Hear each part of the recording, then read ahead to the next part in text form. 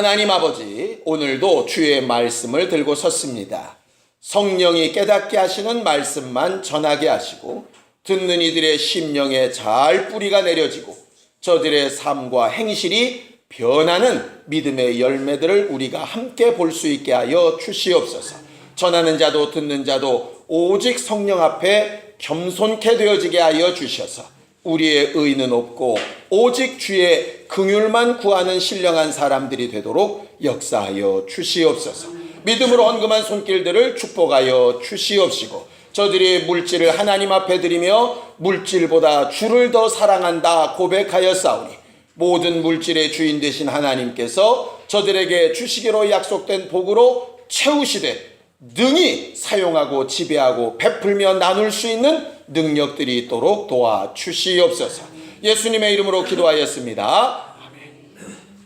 하나님의 말씀은 누가복음 18장 9절에서 14절까지 말씀을 함께 같이 합독하겠습니다. 누가복음 18장 9절에서 14절까지 함께 같이 합독하겠습니다. 함께 읽습니다. 시작. 또 자기를 의롭다고 믿고 다른 사람을 멸시하는 자들에게 이 비유로 말씀하시되 두 사람이 기도하러 성전에 올라가니 하나는 바리새인이요 하나는 세리라. 바리새인은 서서 따로 기도하여 이르되 하나님이여 나는 다른 사람들 곧 토색 불의 간음을 하는 자들과 같지 아니하고 이 세리와도 같지 아니함을 감사하나이다. 나는 일에 2번씩 금식하고 또 소득의 11조를 드리나이다 하고 세리는 멀리 서서 감히 눈을 들어 하늘을 쳐다보지도 못하고 다만 가슴을 치며 이르되 하나님이여 불쌍히 여기소서 나는 죄인이로소이다 하였느니라. 내가 너희에게 이르노니 이에 저 바리새인이 아니고 이 사람이 의롭다 하심을 받고 그의 집으로 내려갔느니라. 무릇 자기를 높이는 자는 낮아지고 자기를 낮추는 자는 높아지리라 하시니라. 아멘.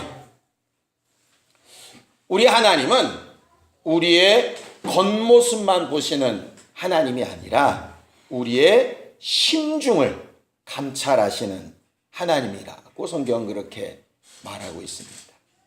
이 감찰이라고 하는 단어가요, 이게 꿰뚫어 보신다 이런 말이에요. 그러니까 겉으로 무슨 말을 하든 겉으로 무슨 행동을 하든 그 속마음이 어떠하다 하는 것을 안다라고 하는 것이죠. 우리가 하나님은 아니지만 이게 부모가 돼 보면 이 하나님의 능력이 이렇게 어슴푸레하게 이렇게 들어올 때가 간혹 있습니다.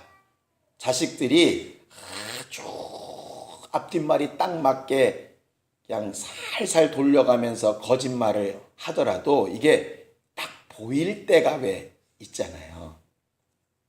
이게 자기들 딴에는 생각하고 또 생각하고 생각했는데 이게 너무 앞뒷말이 지독하게 잘 맞는 거지. 의심해 봐야죠, 사실. 너무 당당하게 평소와 달리 흥분하면서 막 이러면 이게 속이 이래 보입니다. 이렇게. 그러니까 두 마디 좀 더 물어보면 이제 바로 나오죠. 이게 바로. 근데 우리처럼 보일 때도 있고 아닐 때도 있고가 아니라 하나님은 말 그대로 물속 들여다보듯이 우리를 보고 계신다. 그렇게 말씀하고 있죠. 그런데 하나님께서 도대체 무슨 말씀을 하시다가 심령을 감찰하시는 하나님이라고 그렇게 가르치셨을까? 성경을 좀 찾아봤습니다. 자, 잠언서 16장 2절입니다. 잠언서 16장 2절입니다.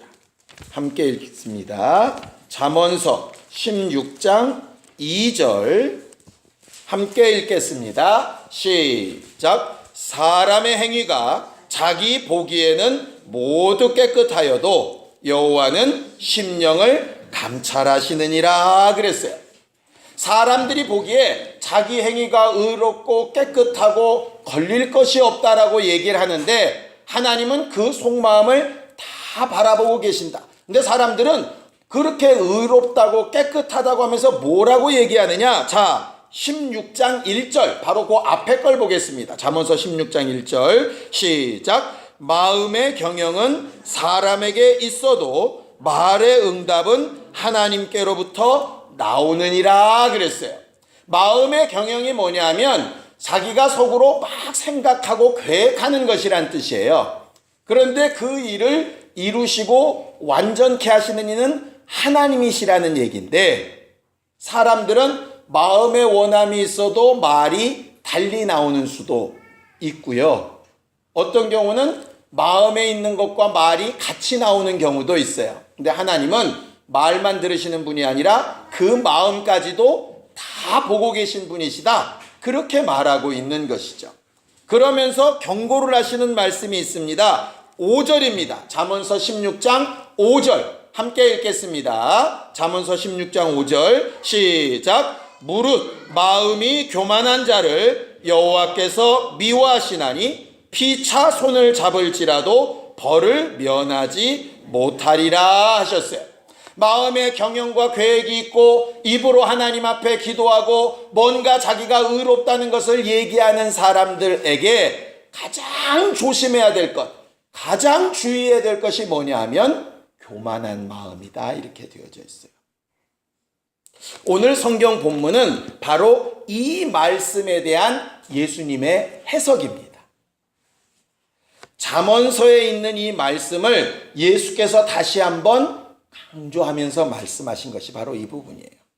우리가 그동안 누가복음을 계속 공부했던 거를 좀 이렇게 다시 한번 복습을 해봅시다. 누가복음 17장에서는 우리가 계속 무슨 얘기를 했냐면 하나님의 나라 이야기를 했습니다. 그래서 하나님의 나라는 여기 있다 저기 있다 하는 것이 아니라 너희 안에 있다, 그렇게 말씀하셔서 우리가 하나님의 나라가 되어져 가야 되는, 하나님의 도우심과 지도하심을 받아가야 되는 사람들이 되어야 하는 것을 먼저 이야기를 하셨어요. 그리고 하나님의 나라는 그것만 있느냐? 재림하시는 예수를 통해서 임하시는 나라도 있다. 그러니 이 땅에 있는 동안에는 하나님의 나라가 되어져 가는 일로 훈련이 되어져야 되고, 그 결과는 마지막 날 오시는 예수 그리스도의 나라를 사모하는 것이 되어져야 된다. 이게 이제 17장이었습니다. 그리고 나서 그런 나라가 되려면, 그런 예수님의 재림을 사모하려면 뭐 해야 되느냐? 지난주에 배웠던 게 불의한 재판관의 비유, 강력하게 기도하는 과부의 비유를 통해서 인내함으로 기도해야 되는 것에 대해서 말씀하셨죠. 그때 비유로 이렇게 말씀하셨습니다. 강력하게 기도하려면 어떤 것이 필요하냐? 첫 번째는 진짜 원수가 누구인지 알고 그 원한을 풀어달라고 기도해야 되고, 두 번째는 그것을 해결하시는 분이 과연 누구이신가를 알고 기도해야 가능하다라고, 누구에게 어떻게 기도할까 할 것인가 하는 것에 대해서 가르치신 것이 지난번 비유어였어요. 그런데 오늘은 그렇게 하나님에 대해서 알고 인내함으로 강력하게 몸부림쳐 기도할 때 절대로 이렇게 하면 안 된다라고 얘기하시는 또 하나의 비유를 이야기하십니다. 이번 비유도 예수님이 너무 친절하게요, 첫 구절에 왜 이 비유를 얘기하는지를 딱 말씀을 하셨어요. 자, 본문으로 돌아가서 9절을 보겠습니다. 9절. 누가복음 18장 9절 함께 읽겠습니다. 시작. 또 자기를 의롭다고 믿고 다른 사람을 멸시하는 자들에게 이 비유로 말씀하셨다 그랬어요. 하나님께서 내가 마지막 때 믿음을 보겠느냐 하시면서 기도하는 믿음에 대해서 하나님께서 강조하셨는데, 하나님께서 기뻐하시는 믿음과 정반대 방향에 있는 믿음이 뭐냐면 이 두 가지라는 거예요. 자기를 의롭다라고 믿는 것과 다른 사람을 멸시하는 것. 저는 이 말씀을 보면서요, 한 가지 의문이 떠올랐어요. 분명히 기도할 때에도 우리는 이 기도에 응답을 해주시는 분이 누구인지 대상을 분명하게 해야 된다고 그렇게 우리가 배웠죠. 우리의 믿음의 대상이 뭐죠? 우리는 뭘 믿습니까? 우리가 믿음 하는데 뭘 믿죠? 하나님? 예수님? 성경은요, 분명히 너희 믿음에 대해서, 너희 소망의 이유에 대해서 묻는 자들에게 분명히 말할 수 있을 것이 있어야 된다라고 얘기를 하시는데, 우리는 뭘 믿는 사람이냐, 이 말이에요. 오늘 성경에 분명히 잘못됐다고 얘기하는 건 뭐냐면요, 이 사람은 믿음 자체가 잘못됐어요. 뭘 믿냐? 자기를 의롭다라고 믿는 거예요. 그건 믿음의 대상이 아니에요. 믿음의 대상은요, 보이지 않는 것이고요, 보이지 않는 영적 세계에 대한 것이고요, 보이지 않는 하나님에 대한 것이에요. 나에 대한 것이 아니라고. 나는 내 자신도 믿을 수 없는 거예요. 근데 믿음의 가장 잘못된 형태가 뭐냐면 자기 자신을 믿는 거죠. 자기 스스로가 의롭다고 믿는 거고, 자기 자신이 잘하고 있다고 믿는 거예요. 자기 자신이 남보다 낫다고 믿는 거예요. 그렇게 믿는 사람들의 특징이 뭐냐 하면 남을 멸시하는 거예요. 왜? 내가 옳으니까 남은 틀리겠죠. 내가 제대로니까 남은 잘못하고 있는 거겠죠. 내가 똑바르고 내가 괜찮으니까 다른 사람들이 주장하는 것은 상관이 없는 거라. 결과적으로 두 가지 문제 같지만 하나예요. 자기를 믿는 사람은요, 남을 멸시할 수밖에 없어요. 왜? 자기가 옳은데. 그런데 자기를 믿지 않는 사람은요, 일단 남의 말을 들어요. 자기가 확실하지 않으니까. 자기가 확실하지 않으면 누가 뭐라고 얘기할 때 그래? 이렇게 돼요. 베레아 사람이 뭡니까? 그것이 그러한가? 이게 무슨 뜻이에요? 자기를 믿지 않는다는 얘기예요. 뭘 믿는다는 얘기냐? 말씀이 그러한가요? 말씀을 믿는다는 거죠. 자기를 안 믿는 거예요. 내가 믿는 말씀이 아니라요, 말씀 자체를 믿는 거예요. 나는 이렇게 믿어왔는데 말씀이 이렇대. 그럼 내가 바뀌어야죠. 왜? 나는 믿을 게 못 되니까. 그런데 제일 잘못된 믿음이 뭐냐 하면 자기를 믿는 거예요. 자기가 믿어왔던 걸 믿는 거예요. 더 나아가서 자기가 믿고 싶은 걸 믿는 거예요. 그게 뭐냐면 우상이에요. 믿고 싶은 걸 믿는 게 뭡니까? 성경에도 보면 이렇게 나와 있습니다. 이사야서에 보면 너희가 참 웃긴다. 나무를 보고 나무 좋다 그러면서 그 나무를 깎아서 우상을 만들어. 그리고 나서 우상을 만들고 남은 나무를 가지고 고기를 구워. 그래서 먹어. 그러면 고기 굽는 나무는 뭐고 니들이 비는 나무는 뭐냐? 똑같은 나무 아니냐? 그런데 깎아놓은 나무는 믿고 싶으니까 믿고, 이거는 태우고 싶으니까 태우고, 결국 니들 마음대로 하는 거지 그게 무슨 신이냐? 이렇게 이사야서에서 말하고 있거든요. 우상은 믿고 싶은 걸 믿는 거예요. 그게 가장 잘못된 믿음이에요. 성경은 믿고 싶은 것을 믿는 게 아니고요, 말씀하신 것을 믿는 거예요. 그래서 말씀이 그러한가 하여 돌아가 봐야 하는 거예요. 말씀이 그러한가 하는 사람은 절대로 남을 멸시할 수 없어요. 왜냐하면 그가 말할 때 하나님의 말씀으로 하고 있는지 아닌지를 확인하기 전까지는 함부로 말할 수 없기 때문에 그래요. 결과적으로 우리가 기도를 하든 신앙생활하든 직분을 감당하든 헌신하든 봉사하든 뭐라든 다 좋은데 절대로 하지 말아야 될 것 두 가지가 뭐냐면 자기를 믿는 것과 남을 멸시하는 거예요. 이 두 가지가 이 비유의 주제예요. 주제. 그러면서 두 사람을 이렇게 이야기합니다. 첫 번째는 바리새인이고 두 번째는 세리예요. 바리새인은 어떻게 기도하느냐? 이렇게 기도합니다. 함께 읽을까요? 11절입니다. 11절 시작. 바리새인은 서서 따로 기도하여 이르되 하나님이여, 나는 다른 사람들 곧 토색, 불의, 간음을 하는 자들과 같지 아니하고 이 세리와도 같지 아니함을 감사하나이다. 나는 일에 2번씩 금식하고 또 소득의 11조를 드리나이다. 이렇게 기도했어요. 자, 바리새인의 기도 뭐가 잘못됐습니까? 바리새인이 토색하지 않고 불의하지 않고 간음하지 않았다. 거짓말 같습니까? 정말 같습니까? 정말이죠.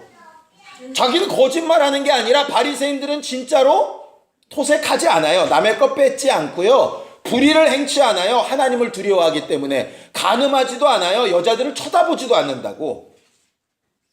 바리새인들은 그렇게 정말 하나님 앞에서 율법으로 제대로 살아보려고 몸부림치는 나쁜 사람들 아니에요.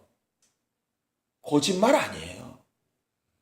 더군다나 뭐라 그럽니까? 세리와 같지 아니함을 뭐까지 했어요?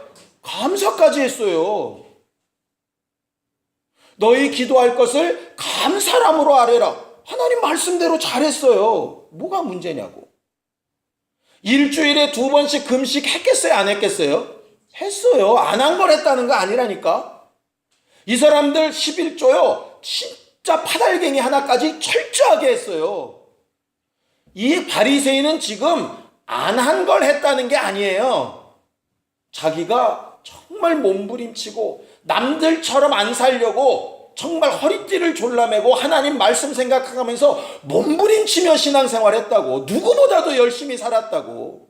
그래서 누가 봐도 정말 저 사람들 대단한 사람, 어떻게 사람이 저렇게 살 수 있지? 신앙생활 굉장히 잘하는 사람, 영적인 사람, 능력 있는 사람, 대단한 사람, 아주 이렇게 생각할 만한 사람들이라고요.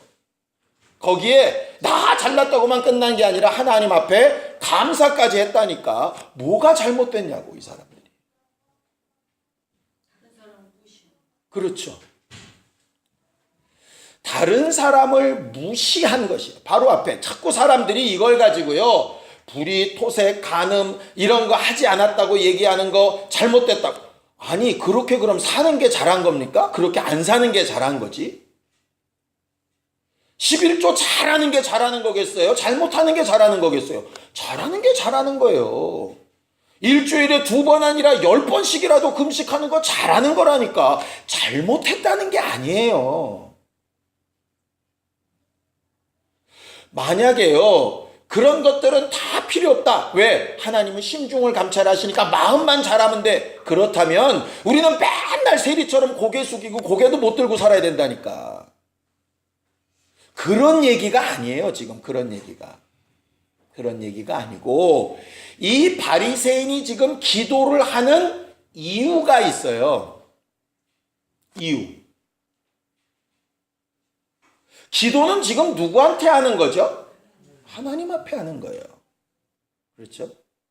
하나님 앞에 어떻게 하자고 하는 겁니까? 날 좀 알아달라고 기도하는 겁니까? 날 좀 도와달라고 기도하는 겁니까?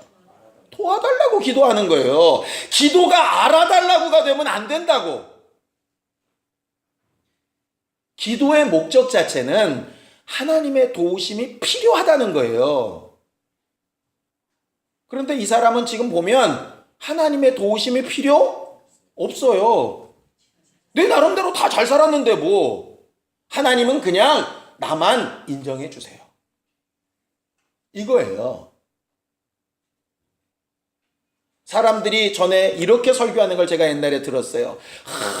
자세가 잘못됐대. 무슨 자세가 잘못됐나 그랬더니, 이 바리새인을 보래 막 따로 서서 이렇게 막 기도하고 있고, 세리는 어떻게 기도했다고요? 가슴을 치며 이렇게 쪼그리고 기도했대. 전 그런 줄 알았어요. 성경을 읽어봤더니 세리도 섰더라고. 13절 보세요.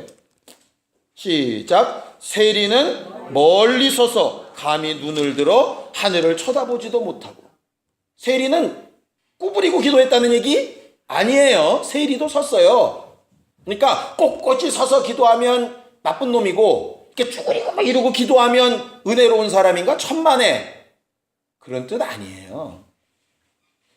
제가 성경을 읽다가 너무 재밌던 것이 뭐냐면요, 저도 그러한가를 못해가지고 기도는 골방에 들어가듯이 쭈그려져가지고 긍휼을 구하고 불쌍히 막 이렇게 해야 된다고 저도 설교했던 적이 있었어요.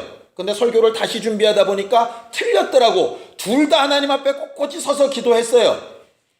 그럼 무슨 차이가 있을까라고 공부도 안 한 사람이 열심히 다시 공부를 해봤더니, 이게 헬라어가요. 두 개의 단어가 틀려요.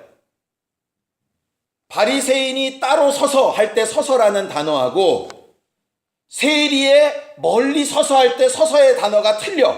어떻게 틀리냐? 따로 서서 할 때 바리새인은 수동태예요. 수동태. 세리는 능동태. 이게 말이 어려우면 이런 거예요. 수동태는 뭐냐면요. 누가 시켜서 그렇게 했다는 얘기예요. 능동태는 내가 자의로 했다는 얘기고. 무슨 얘기냐면 이거죠. 바리새인이 기도를 하는데 따로 세워져서 기도를 한 거예요. 무슨 기도겠어요? 우리로 따지면 대표 기도. 예. 회당에 모였는데 바리새인님이 좀 이 모임을 위해서 기도를 좀 해주시죠. 그러니까 딱 따로 서서 구별되어 서서 제가 여러분들과 지금 다 앉아있는데 저만 먼저 서 있잖아. 이렇게 따로 구별되어 서서 세워져서 기도하는 거예요. 세워져서 기도할 때 뭘 기도해야 되느냐 하면 사실이 그렇다면 나는 불의, 간음, 토색하지 않는데 저들은 불의, 간음, 토색을 하는 사람들이니까 어떻게 기도해야 되겠어요? 하나님, 저들도 나처럼 주의 말씀을 기억하고 삶을 바꾸고 돌이킬 수 있도록 도와주세요. 그런데 능력이 없으니 저들을 좀 후원해 주세요. 마치 예수께서 본인은 의롭게 죽어가시면서 난 이렇게 의롭다 이러신 게 아니라 하나님, 저들의 죄를 저들에게 돌리지 마세요. 몰라서 그런 거예요. 이렇게 기도하셨듯이 기도해야 맞는 것이죠. 왜? 대표로 따로 세움을 입어서 기도를 한다면 나는 도우심이 필요 없다 할지라도 도움이 필요한 사람들을 위해서라도 기도했어야 된다 이 말이에요. 그런데 이 사람 안중에는 다른 사람은 있다 없다? 없어요. 누구만 있냐? 하나님하고 나하고만 있어. 하나님, 저것들은 이렇게 나처럼 서서 대표 기도할 만한 믿음도 삶도 안 되는 것들. 나는 그래도 하나님 앞에 이렇게 당당히 서서 감사를 드리며 기도할 수 있지 않습니까? 이렇게 얘기하는 거예요. 틀린 말은 하나도 아닌데 하나님이 전혀 받고 싶지 않은 기도인 거죠. 예배를 합니다. 다른 사람들의 예배에 어찌 되었건 나만 하나님 앞에 예배 성공하면 돼. 그러면 그 예배는 하나님께서 받으실 만한 예배가 되지 못하겠죠. 왜? 자기 의만 세우면 되니까. 이게 문제인 거예요. 우리가요, 자꾸 착각하는 게 뭔지 아십니까? 구원은 각각이다, 함께다. 각각이다. 맞아요. 구원은 각각이 맞는데요. 신앙생활은 각각이 아니에요. 그런데 자꾸 이걸 착각하더라고. 구원이 각각이라다 보니까 신앙생활도 다 각각이 하는 거예요. 내용만 잘 되면 돼. 나만 하나님 앞에 인정받으면 돼. 남들이야 죽든지 말든지 뭐 상처를 받든지 말든지 난 몰라. 그냥 나만 하나님 앞에 잘하면 돼. 자꾸 이렇게 되는 거예요. 그러다 보니까 자꾸 자기 의가 쌓이죠. 실제로 잘한 게 있기 때문에 자기의 행동이나 말을 자기가 스스로 찾고 믿게 돼요. 자랑을 하긴 합니다. 하나님 앞에 참 감사하다고 얘기를 하는데 진짜 마음 중심이 하나님께 감사하다는 건지 지가 잘났다는 건지 이게 점점 시간이 갈수록 헷갈리기 시작하는 거예요. 이 바리새인의 기도가 그런 거예요. 분명히 하나님께 감사한다고 하기는 하는데 이 대표 기도가 지금 진짜로 감사하다는 얘기인지 아니면 자기를 알아달라는 얘기인지 아니면 저 앉은 사람을 비난하자는 얘기인지 이게 자꾸 헷갈리는 거예요. 사실 하나님께서 그 마음의 중심을 아시기 때문에 자기 믿음을 의로 여긴 거 틀렸다. 다른 사람을 멸시하는 거 틀렸다 하는 거죠. 멸시하지 말라 그랬다고 판단도 하지 말라는 얘기는 아닙니다. 판단하지 말라 그랬으면 예수께서 십자가에서 죽을 때 입을 꾹 다무셔야 돼요. 잘하고 있는 일과 못하고 있는 일을 분명히 지적하셨어요. 그죠? 자기를 죽이는 자들의 잘못을 분명하게 지적하시되 지적으로 끝난 게 아니라 그들을 도와달라고 하셨죠. 기도의 목적과 방향이 분명해야 되는데 그 그렇지 못한 게 바리새인의 기도의 잘못이었다 이 말이에요. 세리는 반대였습니다. 자랑할 게 하나도 없었어요. 그는 남이 지금 대신 기도해 주는 것에 의탁하지도 않았어요. 그 자리에 함께 누가 대표 기도하고 있는데 여기서 막 소리 질러서 기도하면 되겠어요? 안 되겠어요? 생각을 해보세요. 앞에서 누가 대표 기도를 하고 있는데 막 여기서 막 소리 질러 기도해. 회개한다고. 그러면 이상한 사람이죠, 그 사람은. 그래서 멀리 따로 떨어져 가지고 고개도 못 들고 조용히 하나님 앞에 기도하는 거예요. 왜? 남한테 지금 의탁해서 할 기도가 지금 필요한 게 아니라 내가 하나님의 긍휼을 받지 않으면 못 살겠다고 생각하는 거예요. 세일이라는 직업 때문에 어쩔 수 없이 지금 로마에 충성을 하고 어쩔 수 없이 같은 민족들의 고열을 막 채취해가지고 세금을 바쳐야 되고 자기 육체의 목숨과 직장 때문에 어쩔 수 없이 하고 있는 일들 때문에 괴로워요.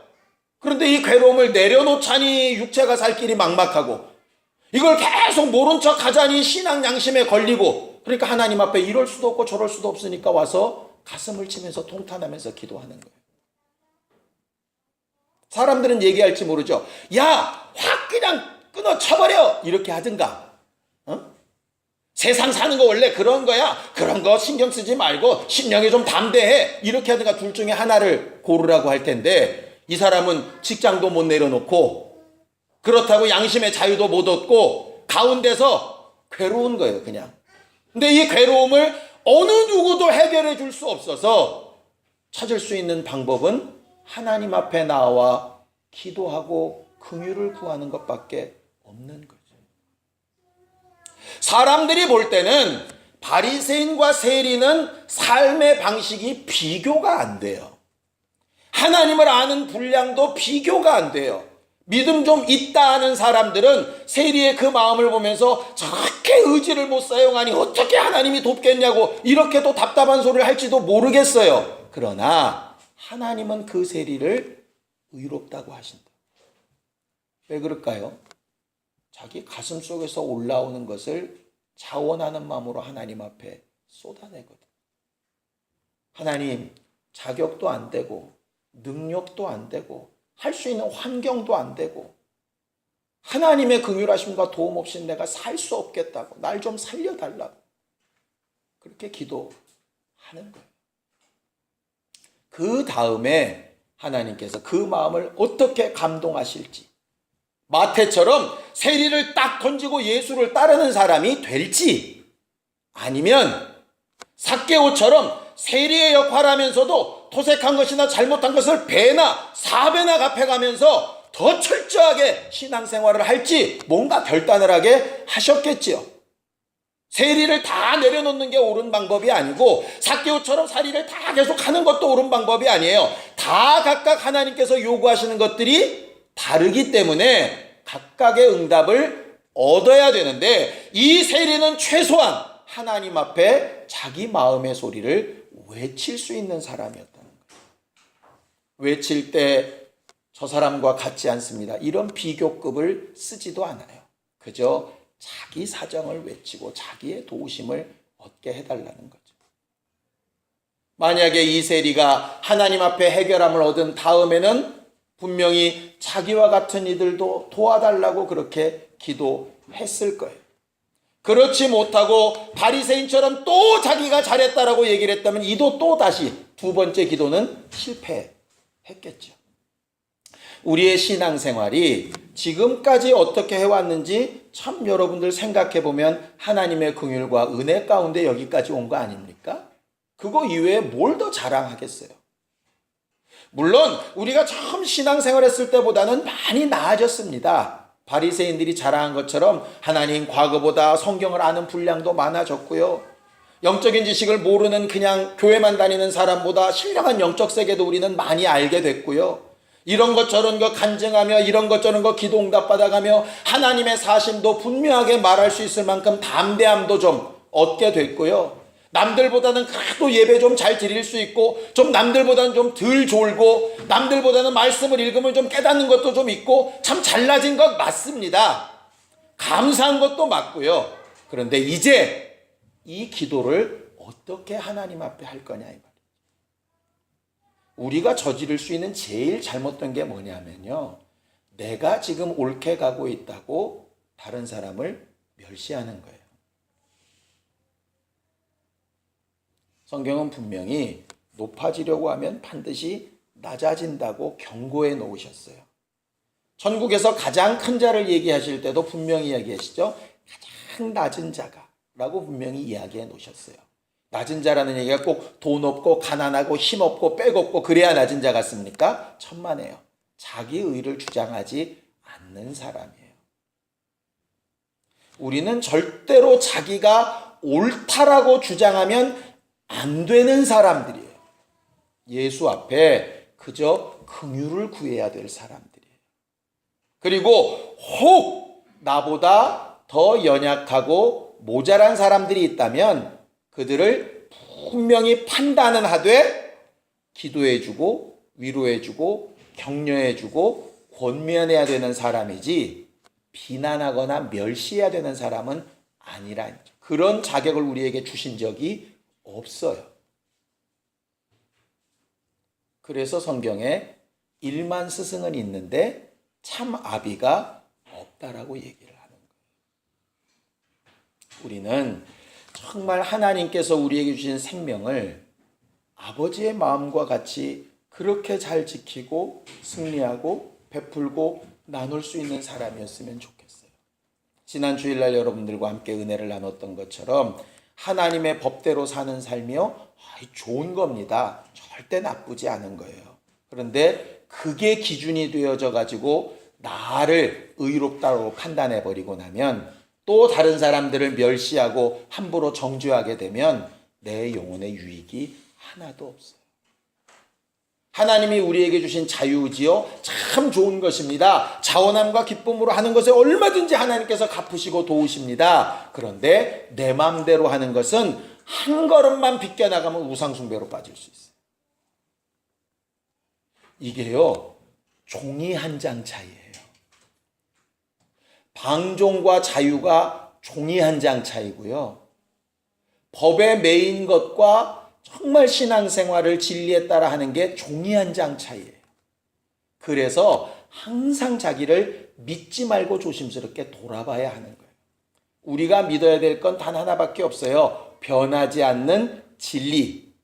결국 하나님, 하나님의 말씀, 예수 그리스도, 예수 그리스도의 공로, 성령께서 우리 안에 생각나게 하시는 주의 말씀. 그거 이외에는 믿음의 대상은 없어요. 나도 믿으면 안 되고, 목사도 믿으면 안 되고, 교회도 믿으면 안 돼요. 그게 믿음의 대상이 되는 순간에 우상이에요.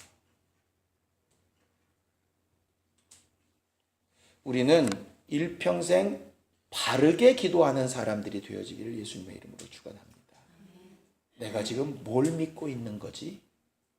내가 뭘 자랑하고 있는 거지? 말은 부들부들하게 하는데 진짜 내 속마음과 목적도 그런가? 잘 생각해 봐야죠. 아마 여러분들보다 제가 더 해야 될 거예요. 왜냐하면 여러분들은 따로 서서 하는 일이 그리 많지 않지만 저는 거의 대부분 따로 세워져서 하는 일이잖아요. 그러다 보니까 어쩔 때는 제 안에 깊숙한 것을 다 말하지 못하고 다 기도하지 못할 때도 사실 있어요. 그러니 분명히 더 낮아지고 더 분명히 하나님 앞에 찾아가려고 하는 노력이 있어야 되겠죠. 저는 여러분들을 보면서 그렇게 느끼고 그 방향으로 가야 되고요. 여러분들은 또 저를 보면서 그렇게 가야 돼요. 그래야 제대로 된 신앙생활 할 수 있는 거죠. 열심 내고 인내함으로 끝까지 기도하는 것 참 중요한데, 기도하는 자세가 틀어져 있으면 엉뚱한 방향으로 가게 되어집니다. 우리 일평생 자기 의를 믿지 않고 남을 멸시하지 않고 하나님의 긍휼하심을 자원함으로 구하고 정직할 수 있는 신령한 우리 모두가 다 되기를 예수님의 이름으로 축원합니다. 함께 같이 기도하겠습니다. 하나님 아버지, 우리는 하나님께서 우리에게 주신 올바른 믿음으로 주를 찾고 부르짖으며 응답받는 믿음의 사람들이 되어지기를 원합니다. 자원하는 심령으로 주를 찾고 부르짖을 때 주께 필요한 긍휼하심으로 채우시고 온전케 하여 주셔서 우리의 삶이 점점 하나님의 나라가 되어져 가게 하시고, 그러나 그것이 자랑거리가 되지 않게 하여 주시고, 그렇게 만들어 주신 주의 은혜와 긍휼만 말할 수 있는 믿음의 사람들이 되도록 도와주시옵소서. 혹 우리 눈에 연약하고 부족한 이들이 보일 때에 멸시하거나 비난하거나 판단으로 그치지 아니하고 저들을 위하여 기도하며 간구하며 긍휼을 베풀며 하나님께서 이끄시고 도우시기를 간절히 사모하는, 영혼을 사모하는 심령들이 우리 모두에게 있도록 도와주시옵소서. 어찌되었든 믿음의 대상이 무엇인가를 옳게 잘 분별하고 다른 이들과의 관계 가운데서도 하나님 앞에 올바른 신앙생활을 행하며 바르게 기도하는 교회가 되어지기 원하오니, 우리의 기도와 간구가 때때마다 일마다 하나님의 도우심과 인도하심을 얻도록 주여 도우시고 역사하여 주시옵소서. 이제는 우리 주 예수 그리스도의 은혜와 하나님 아버지의 극진하신 사랑과 성령님의 감동하시고 역사하시는 분명한 증거가 하나님 앞에 바르고 겸손하게 기도하기로 결심한 우리 모두 위에 이제부터 영원까지 함께 있을지어다. 아멘.